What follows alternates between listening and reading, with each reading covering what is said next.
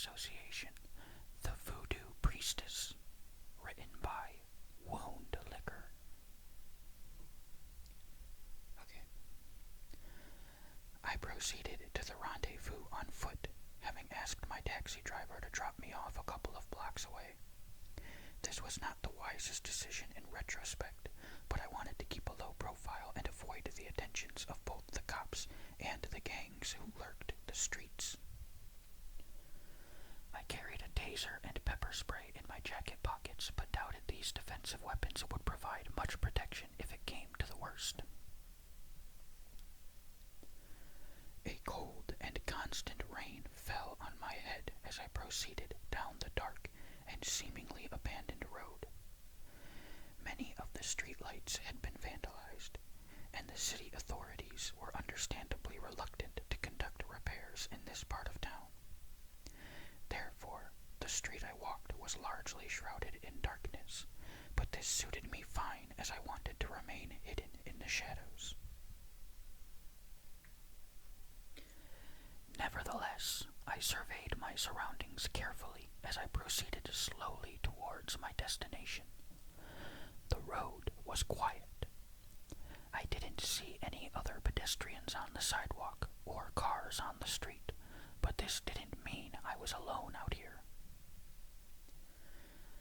I listened out intently, only to hear the heavy patter of rain hitting asphalt and the distant barking of dogs echoing off concrete buildings. There were little in the way of commercial premises in this neighborhood. The few businesses that had once operated were mostly burnt out during the riots, their charred husks still standing as a lasting monument to anarchy and violence, which had engulfed this sprawling metropolis only weeks before.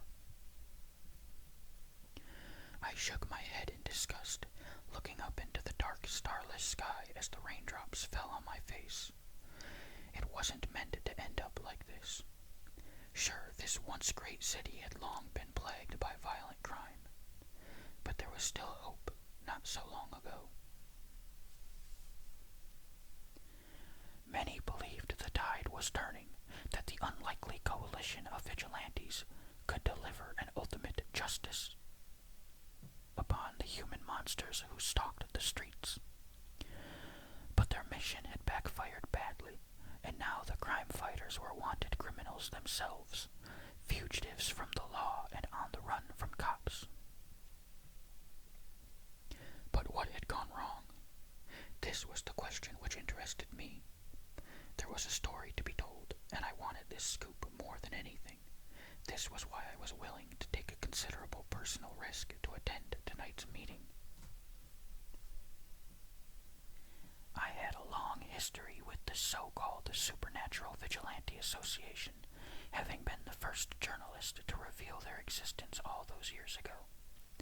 So, when I received the phone call from my source, I couldn't resist the once-in-a-lifetime opportunity. I continued to ponder these matters as I proceeded along the empty sidewalk, but I shouldn't have let my thoughts wander, because I didn't notice the approaching vehicle until it was too late. The squad car rounded the corner and glided slowly down the street towards me. Its siren wasn't blaring and the blue lights were off, so I guessed this was just a routine patrol. Nevertheless, I was concerned as the police car crept alongside me until the vehicle was directly adjacent to the pavement. I slowly and nervously turned my head in time to see the single uniformed officer in the driver's seat, a gray-haired veteran with hard eyes which glared towards me suspiciously. I was frozen on the pavement, not knowing what I should do next. I did briefly consider running, but this would only make me look guilty and surely prompt a pursuit. Technically speaking, I wasn't breaking any laws, but I also didn't have any good reason for being in this part of the city so late at night. The cop might use his powers to stop, search, and question me. I could even be detained. The charges wouldn't stick, but I would miss my meeting, and surely my source wouldn't give me a second chance. And so I was understandably nervous in that moment, as as everything would depend upon the police officer's next actions. I stood still as he brought his squad car to a halt and shined a torch in my face. I squinted as the light hit my eyes, temporarily blinding me. "What are you doing out here, kid?" asked the cop, his voice gruff and unfriendly. I thought for a moment before stuttering my response. Good evening, officer. It's a hell of a night, isn't it?" I shouted, struggling to be heard over the constant rainfall. "I think I got turned around somewhere. Can you tell me where the nearest subway station is?" The cop lowered his torch, but continued to glare at me with suspicion. I felt certain he didn't buy my weak cover story. The question was whether he cared enough to intervene. A lengthy pause ensued before the cop's radio burst to life and he received a call from dispatch. I didn't catch the details through the static and rain, but the policeman's expression suddenly changed as his attention was drawn away from me. He offered me quick-fire advice before departing, saying, "The subway's 5 blocks in that direction. I'd get there quickly if I were you. This is not a safe neighborhood after dark." With that, he put his foot down on the accelerator and sped off into the night, the squad car sirens blaring as he rushed to respond to the call. I breathed a deep sigh of relief as I watched him go. I was soaked through to the skin, but nothing could dampen my spirits as I took my final strides towards the meeting place. The Rendezvous was a seedy hotel located on a back street and away from prying eyes. The establishment's name was the Sanctuary Inn, and it was one of the few remaining businesses in this neighborhood, although the small and run-down hotel was anything but legitimate.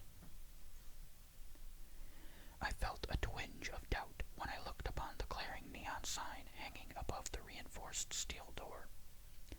I had a pretty good idea what happened inside this joint. To the best of my knowledge, its main customers were junkies shooting up and prostitutes entertaining their johns. It seemed ironic that former crime fighters would end up taking refuge in a den of sin such as this, but desperate times made for strange bedfellows. Under normal circumstances, I would never enter such an establishment, but this was where the story had brought me, and I had to follow the lead. I swallowed my fear as I approached the fortified and uninviting front entrance, pressing the intercom button with a shaking finger as I nervously looked up at the security camera. There was a short pause, followed by a burst of static and a deep voice which called out from the other side. "Who the fuck are you?" he swore. I was somewhat taken aback, but answered nonetheless, lowering my head so I could speak directly into the intercom. "My name's Carter. I'm here to see Mandrake. He's expecting me." Another pause followed, and for a moment I feared I'd made a mistake, but after a few seconds I heard a satisfying buzzing sound as the door's lock was opened. Pushing through, I shook off the rain as well as I could before entering the dimly lit and grimy hotel lobby. My nostrils were soon hit by the stench of mold, damp and bodily odors, which I didn't want to think about. I proceeded across the suspiciously sticky floor towards the front desk, which I noted was surrounded by a security cage. I ignored the sign on the far wall listing the hourly rate for rooms and prices for miscellaneous services, instead looking to the unpleasant man who sat behind the desk, his long hair greasy and his eyes filled with malice and lust. His crusty lips curled into a crude smile as he looked me up and down with contempt. I noted how his right hand was under the desk and reckoned he was probably reaching for a gun. A television was blaring in the background, but the weasel-faced man was focused upon me, for the time being at least. "So, you're the journo?" he asked dismissively. "You don't look like much to me. Not built for this world, are you, kid? Sure you don't want to run home to your mama?" He laughed cruelly in open mockery. I was pissed off but kept my cool, not rising to the bait as I replied through clenched teeth. "I'm here to see Mandrake. Can you receptionist scoffed as he looked away from me and back at the TV set. Mandrake's in room 13, on the second floor. The elevator's bust, so you'll have to take the stairs. With that said, he was done with me. I elected not to thank the man as I proceeded to the staircase under the dim lights. Walking up the stairs and along the narrow corridor on the second floor, I ignored the shouts and moans coming from the other rooms as I reached number 13 and knocked firmly on the door. "Come in, it's open," was the reply. I froze for a second since I recognized the voice all too well, even though I'd never met the man face to face. I experienced a cold chill in the second before I grasped hold of the door handle, twisting it and proceeding inside of the small and squalid hotel room. The man inside looked totally out of place in this vile establishment, and yet here he was. Mandrake sat up from the mattress, shooting me a charming smile as he offered his hand in friendship. I noted the immaculate three-piece suit he wore and the wide grin on his lips, which showed off his pearly white teeth. Mandrake exerted the same charisma and confidence in real life as he had done in the many online videos he'd recorded and uploaded over the years, as he'd performed his role as the public face of the SVA. I took his hand and shook it, noting his tight grip as he pulled me in closer. In another life, Mandrake might have been a businessman or media personality, but there was another side to him which I knew all too well, as I'd spent years studying the man and reporting upon the many killings he'd ordered and coordinated. But even if I hadn't known Mandrake's history, there was something in his eyes which would have given him away. There was a darkness in those eyes, the killer's look which he couldn't fully hide, even beneath all his charm and smiles. I tried to stop myself from trembling as I reluctantly met Mandrake's gaze, but I wasn't fooling anybody, least of all my host. He knew I was afraid of him, and yet I'd come to meet this man in a place of his choosing. I experienced a sickness in the pit of my stomach upon realizing a simple fact, that Mandrake could kill me right here in this seedy hotel room, perhaps to take revenge for all the negative articles I'd published over the years, which had damaged the SVA's reputation. I had to trust that he was genuine about wanting to tell his story, and I was his means of doing so. "Mr. Carter," he said amicably whilst maintaining a tight hold of my hand, "what a pleasure to meet you at long last. Please, grab a seat and take off your wet coat. May I offer you a drink?" "No, thank you," I answered nervously before taking the chair closest to the bedroom door. Mandrake nodded knowingly as he sat back down upon the mattress facing me. "I apologize about the venue. Regrettably, this is what we've been reduced to as we try to keep one step ahead of the authorities. I'm sure you met Eddie on the front desk." "Yes," I replied hesitantly. "He is certainly a colorful character." "He's scum," Mandrake answered through clenched teeth. "Vermin. A pimp and a dealer, the type of which we would have gladly dispatched in years past. But Eddie knows which side his bread is buttered, and we can count on his cooperation and discretion during our brief stay." I looked him in the eye uncertainly before replying, "That's good. Now, Mr. Mandrake, as you know, I've taken a considerable risk in coming here today, but I'm eager to hear your side of the story." I'd practiced those words repeatedly in preparation for this meeting, and I tried to exert confidence in my voice, even though I was frightened by the perilous situation. "You told me over the phone that you've got someone for me to meet," I continued, "a former SVA member who wants to give their side of events." Mandrake nodded his head and smiled faintly before replying. "You are indeed eager, Mr. Carter, always keen to pursue the story. I admire this about you, even though your reporting has often damaged our organization's standing." He He cast me a hard glare which made my blood turn to ice. "But don't worry, my friend," Mandrake continued. "This is all water under the bridge. I do indeed have someone important for you to meet tonight. In fact, she's waiting in the next room." He nodded towards the inner doorway which connected rooms 13 and 14. "But first, I want to speak with you one-to-one, Mr. Carter, to provide you with a brief history of our organization so you can better understand where we came from and how we got here." I resisted the urge to roll my eyes. I knew what was coming, a propaganda speech from the representative of a designated terrorist group. I'd heard this many times before, but felt like I needed to humor Mandrake to keep his good faith. "We have all witnessed the failure of our justice system," he began. "We know the endless victims who have been let down, while perpetrators walk free or are handed out pathetic sentences. I and a few others decided enough was enough. We identified a number of special individuals with powers beyond conventional understanding. Many of these candidates had been victims themselves, but they lacked the capability and resources to retaliate against those who'd wronged them. That's where the plan for the Supernatural Vigilante Association came in. Our plan was to utilize the powers of these extraordinary individuals to target the right people, the truly evil motherfuckers who deserve to be put down. But you need to understand, Mr. Carter, we didn't go into this blind. We knew the risks of taking the law into our own hands. Who polices the police, right? Our intention was—" I interjected at this point.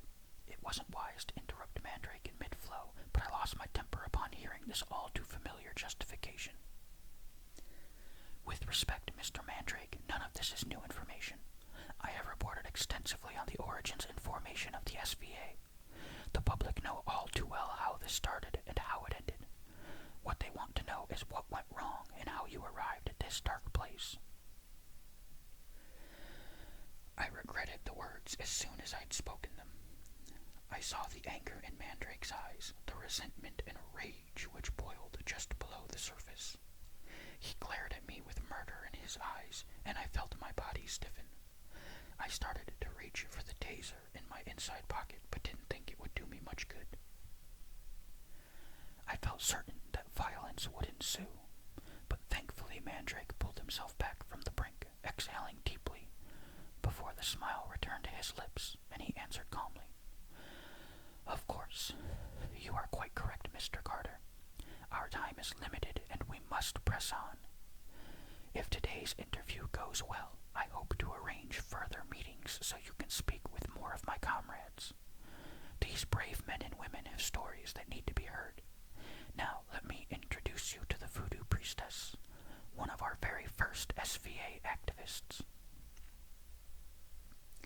Mandrake raised his volume as he shouted through the connecting door, "Tabitha, can you please come in here?"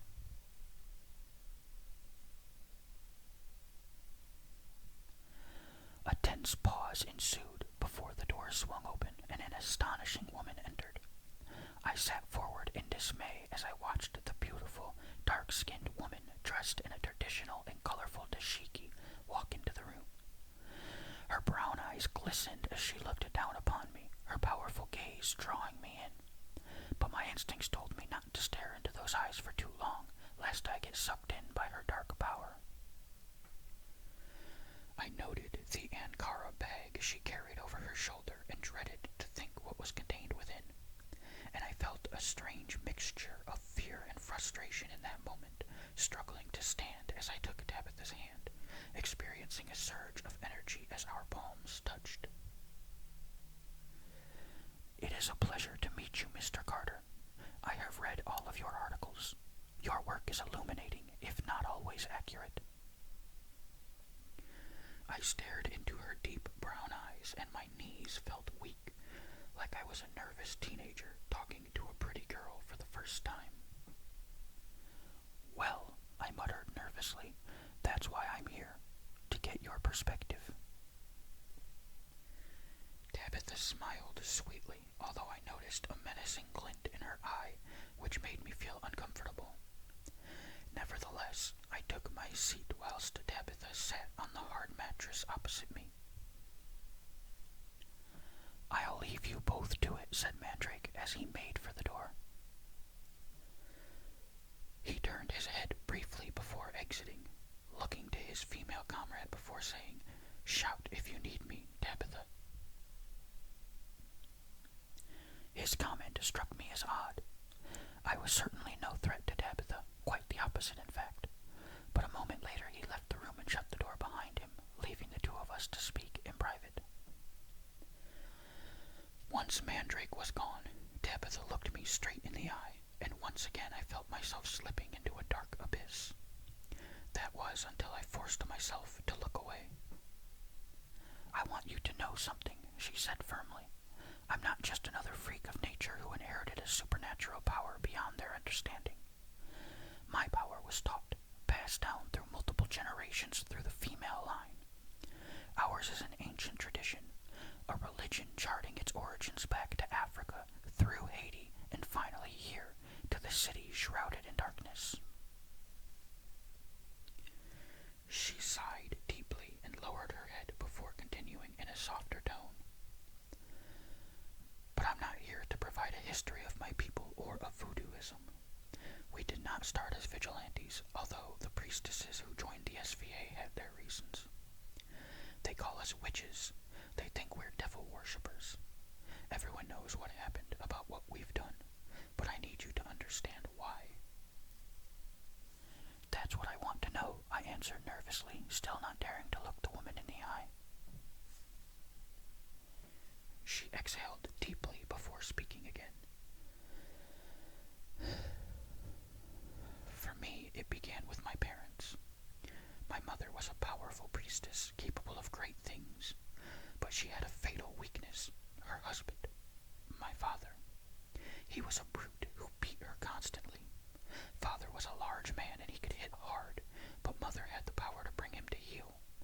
She could have ended him with a mere click of her fingers, but she wouldn't.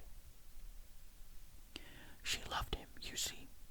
Mother kept telling herself that he'd change, that the latest beating would be the last. She kept believing that lie until he put her in the grave." Tabitha looked up, a fiery defiance entering her voice as she delivered her next line. "I could do nothing as a child, but as my powers grew, I vowed I would never let this happen again." "So that's how it started for you?" I asked curiously, "to seek justice for your mother?" "In a sense," she confirmed. "I wanted to stop abusers from getting away with their hideous crimes, to make them feel the pain and suffering they inflicted upon others. But before I unleashed justice upon the unrighteous, I needed a test run. As it happened, there was a suitable candidate in my own apartment building, not even half a mile from where we now sit." I raised an eyebrow, chilled by where this account was going, but also intrigued. I thought back on all the SVA-related murders I'd reported on, but couldn't recall one linked to Tabitha. I sat back in silence whilst patiently waiting for her to continue. "They were my neighbors who lived on the same floor. The woman was called Tracy and the man was Kyle. They kept themselves to themselves at first and seemed like a nice and happy couple to the untrained eye. But I'd grown up in an abusive household and knew the signs to look for. I noticed how Tracy wore extra clothes to cover up her bruises, how she always seemed nervous when I saw them together in the elevator. And I recognized the look in his eyes, the unjustified hatred and barely concealed rage. I knew a killer when I saw one and realized it would only be a matter of time before he ended his girlfriend's life." She paused, swallowing deeply in an attempt to control her emotions. "The police would do nothing. There were no witnesses and no real evidence. I knew I'd need to take it into my own hands. Now, you've seen all the depictions of voodoo in the movies. Pricking pins into dolls and all that bullshit. We don't do that. But there are methods, dark magic we can use to punish our enemies. It took me a while to make the necessary preparations and to gather the material I needed for the ritual. I won't betray the secrets of my craft. You understand that I still owe loyalty to the spiritual movement which trained me. Suffice to say, I obtained personal items relating to my target, a strand of hair, a treasured heirloom. I have my means, and I'm patient. When all was in place, I conducted the ritual and evoked a dark spirit to set upon my target. Now, I didn't set out to kill Kyle. I wasn't ready to use such extreme measures at that time. Perhaps I was weak. I don't know.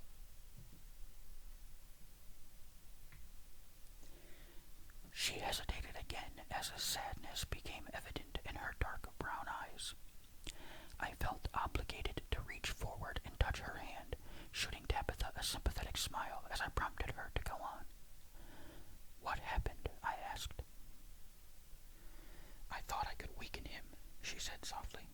My plan was to break his spirit, to make him sick and weak so he couldn't hurt her anymore. But it didn't work, I asked, whilst withdrawing my hand and looking her straight in the eye. Oh, the spell worked fine, Tabitha replied defensively. I know for a fact that he was bedridden and in agony. Tracy told me as much when I saw her. She sighed aloud. I guess I should have seen it coming. It's the same pattern playing over again. With my mother, with Tracy. Kyle getting sick didn't set her free. It bound her to him. I thought she'd use the opportunity to escape from the abusive relationship. But I guess Kyle had her firmly under his control because Tracy stayed by his side and wanted to nurse her abuser through his illness. Jesus, I swore in shock. Yeah, tell me about it, she replied. What did you do then? I pressed. Tabitha shook her head, and I could tell she was trying to hold back the tears. The sickness spell wore off, and of course he started hurting her again. I knew there was only one way to end the cycle, she explained emotionally. I realized that I had to kill him. It was within my power to do so, but I hesitated. Perhaps murder comes naturally to some, but not to me.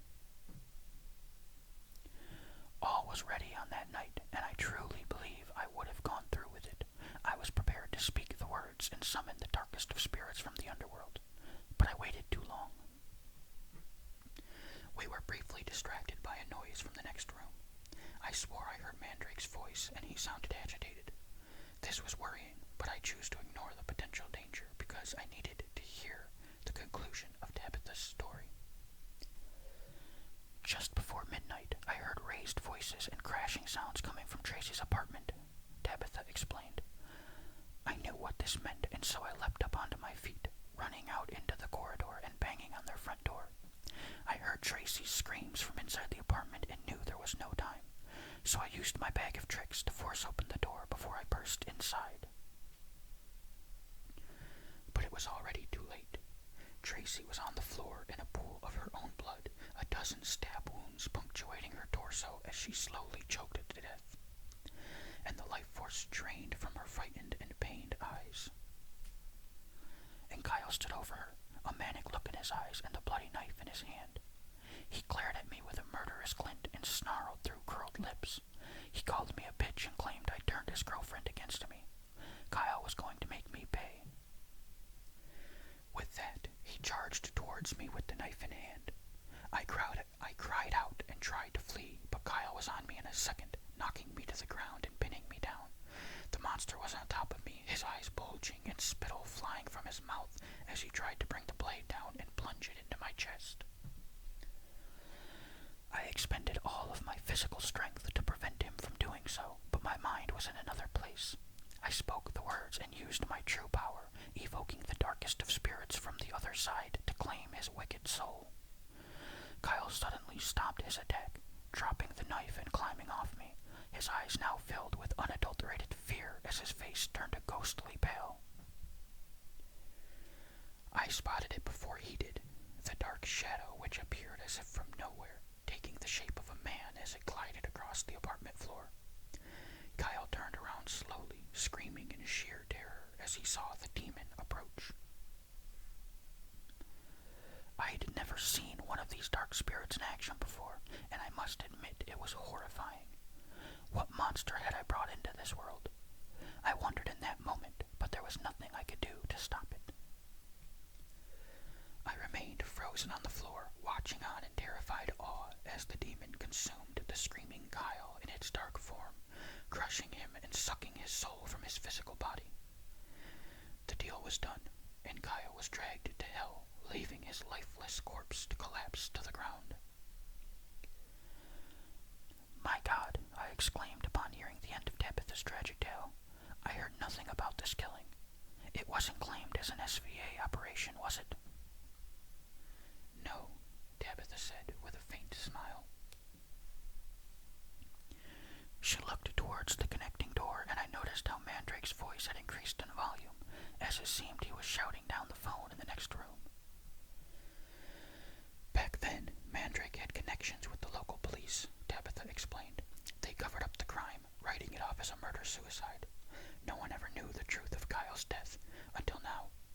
Mr. Mandrake said I did the right thing. He told me I was a special talent, and they needed me as a full-time SVA operative. But I couldn't. I'm not a killer, and I can't live with the guilt, so I've decided to come clean, no matter what the consequences." She looked up at me with tear-filled eyes, perhaps hoping for empathy or absolution. My jaw dropped, and I found myself speechless. I hadn't expected this. I'd always considered the SVA as ruthless killers who eliminated their targets without remorse or afterthought. But Tabitha didn't fit the bill.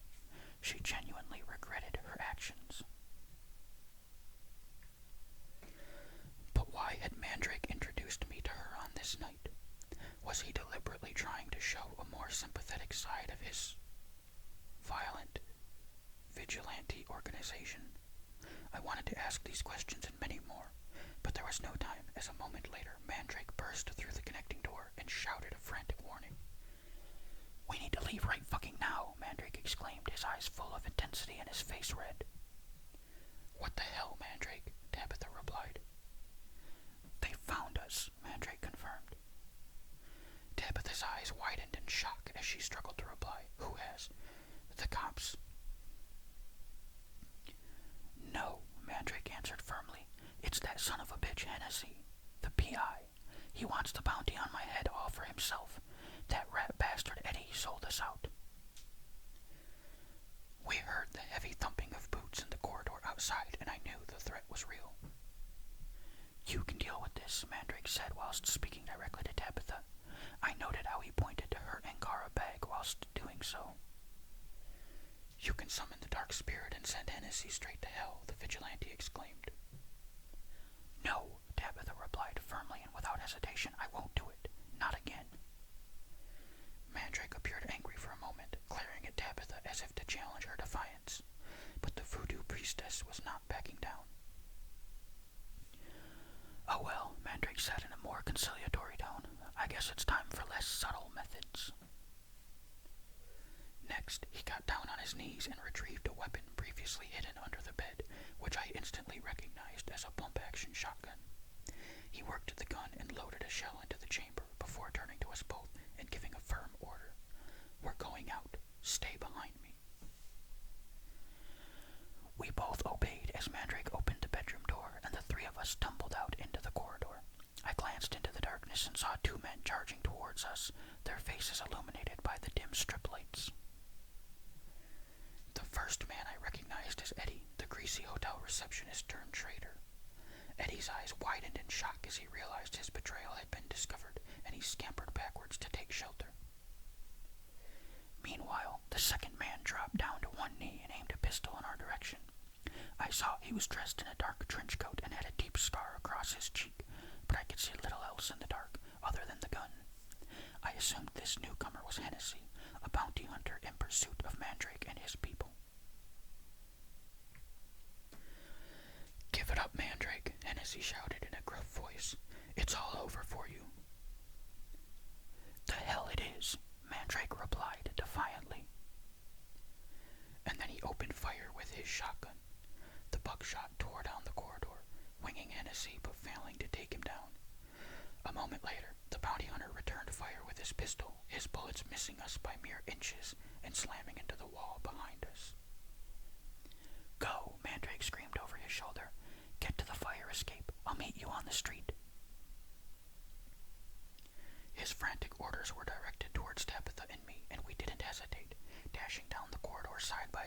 whilst more bullets whizzed over our heads.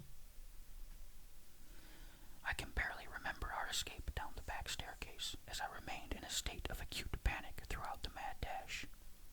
I don't know how we made it out, but miraculously Tabitha and I reached the relative safety of the rubbish-strewn alley behind the hotel. I noted how the rain had now stopped and thanked God for small mercies, but we weren't out of the woods yet. I could still hear gunshots and frantic shouting from inside of the building, and also the sound of distant sirens on the city streets, as surely the cops had been alerted by the gunfire. I looked to Tabitha in a blind panic, only to find her surprisingly calm. "We need to go," I shouted frantically. "Just wait," Tabitha responded whilst looking back towards the fire escape. "Mandrake will make it out. He always does." I shook my head in disbelief and prepared to flee as the police sirens grew louder. But Tabitha was right, as a moment later Mandrake sprinted down the staircase. He appeared frazzled and the still smoking shotgun remained in his hands, but the vigilante leader was still very much alive. "The fuckers will get me one day, but not today," he proclaimed defiantly with a smile on his lips. "My story does not end here." No doubt he wanted the vigilant quote to appear in my article, but I must admit that he struck an impressive pose in that back alley, an anti-hero fighting back against the odds. But Mandrake wasn't stupid, and he wouldn't wait around for the cops to arrest him. He promptly grabbed a hold of Tabitha's hand before shouting in her ear, "Come on, priestess, our carriage awaits." The unlikely couple made to flee, but before he ran, Mandrake cried over his shoulder towards me, saying, "Mr. Carter, I trust you can make your own way home. Keep your phone on, please. I'll be in touch." I watched the pair flee down the darkened alleyway, noting how Tabitha shot a look of sadness and regret before she was led into the darkness. I was frozen in disbelief for a brief moment, but the ever-increasing din of sirens brought me back to life, and so I took off in the opposite direction and disappeared into the night. My editor was very happy with the story I delivered, but less so with the risks I'd taken to land it. Nevertheless, my exclusive hit the front page and promised to be the biggest scoop of my career. But the story didn't end there. A week later, I got word that Tabitha had walked into a police station to hand herself in, making a full confession for her part in Kyle's violent death. I guess she couldn't live with the guilt any longer. There is a lot of interest in the case and some debate over whether the voodoo priestess will ever stand trial. To the best of my knowledge, there are no laws against summoning a dark spirit as a means of self-defense. In another development, the body of Eddie, the Hotel Sanctuary's sleazy proprietor, was found abandoned in an alleyway, his flesh being gnawed at by rats and other vermin. Eddie's hands were tightly bound behind him, and he'd been shot twice in the back of the head, execution style. There were no witnesses and no forensic evidence, but it was obvious to me who was responsible. Surely Mandrake had taken revenge on Eddie, punishing the hotelier for his betrayal. This murder would send a powerful message to anyone who was tempted to sell him out. And now Mandrake is the most wanted man in the city. The entire municipal police force is on his tail, not to mention Hennessy and a dozen other heavily armed bounty hunters. The price on the vigilante's head was now doubled, rising to a cool $2 million. But at the time of writing, my most prized source is still at large, and he's not done with me yet.